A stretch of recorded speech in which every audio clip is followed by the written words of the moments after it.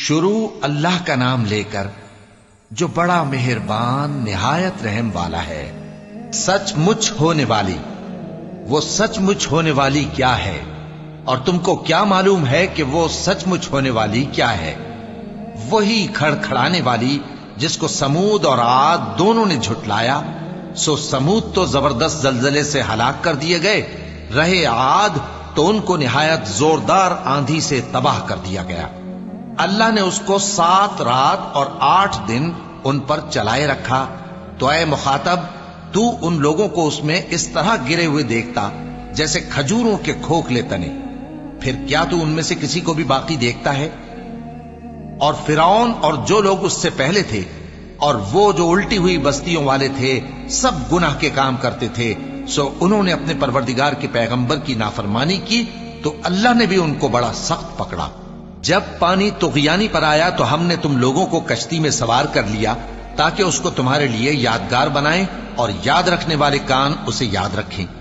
پھر جب سور میں ایک بار پھونک مار دی جائے گی اور زمین اور پہاڑ دونوں اٹھا لیے جائیں گے، پھر ایک بار ہی توڑ پھوڑ کر برابر کر دیے جائیں گے، تو اس روز ہو پڑنے والی یعنی قیامت ہو پڑے گی، اور آسمان پھٹ جائے گا تو وہ اس دن کمزور ہوگا، اور فرشتے اس کے کناروں پر ہوں گے، اور تمہارے پروردگار کے عرش کو اس روز 8 فرشتے اپنے اوپر اٹھائے ہوں گے۔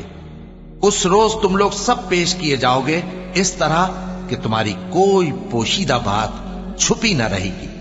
اب جس کا اعمال نامہ اس کے داہنے ہاتھ میں دیا جائے گا، وہ دوسروں سے کہے گا کہ لیجئے میرا نامہ اعمال پڑھیے، مجھے یقین تھا کہ مجھ کو میرا حساب کتاب ضرور ملے گا۔ پس وہ شخص من مانے عیش میں ہوگا، یعنی اونچے باغ میں جس کے میوے جھکے ہوئے ہوں گے۔ ان سے کہا جائے گا کہ جو اعمال تم ایام گزشتہ میں آگے بھیج چکے ہو، ان کے عوض مزے سے کھاؤ اور پیو۔ اور جس کا نامہ اعمال اس کے بائیں ہاتھ میں دیا جائے گا تو وہ کہے گا، اے کاش مجھ کو میرا اعمال نامہ نہ دیا جاتا اور مجھے معلوم نہ ہوتا کہ میرا حساب کیا ہے۔ اے کاش موت میرا کام تمام کر چکی ہوتی، آج میرا مال میرے کچھ بھی کام نہ آیا، مجھ سے میرا اقتدار جاتا رہا۔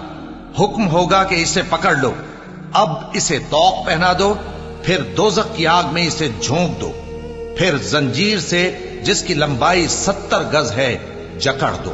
یہ نہ تو اللہ عظمت والے پر ایمان لاتا تھا اور نہ فقیر کے کھانا کھلانے کی ترغیب دیتا تھا، سو آج اس کا بھی یہاں کوئی دوست نہیں اور نہ اس کے لیے کوئی کھانا ہے سوائے زخموں کے دھون کے، جس کو گناہگاروں کے سوا کوئی نہیں کھائے گا۔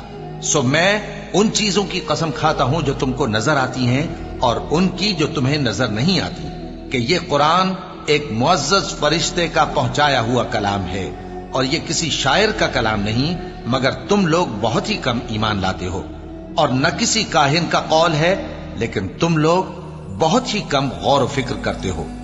یہ رب العالمین کا اتارا ہوا ہے، اور اگر یہ پیغمبر ہماری نسبت کوئی بات جھوٹ بنا لاتے تو ہم ان کا داہنا ہاتھ پکڑ لیتے، پھر ان کی رگے گردن کاٹ ڈالتے، پھر تم میں سے کوئی ہمیں اس سے روکنے والا نہ ہوتا۔ اور یہ کتاب تو پرہیزگاروں کے لیے نصیحت ہے، اور ہم جانتے ہیں کہ تم میں سے بعض اس کو جھٹلانے والے ہیں، نیز یہ کافروں کے لیے موجب حسرت ہے، اور کچھ شک نہیں کہ یہ یقین کرنے کے لائق ہے۔ سو تم اپنے پروردگار عظیم کے نام کی تسبیح کرتے رہو۔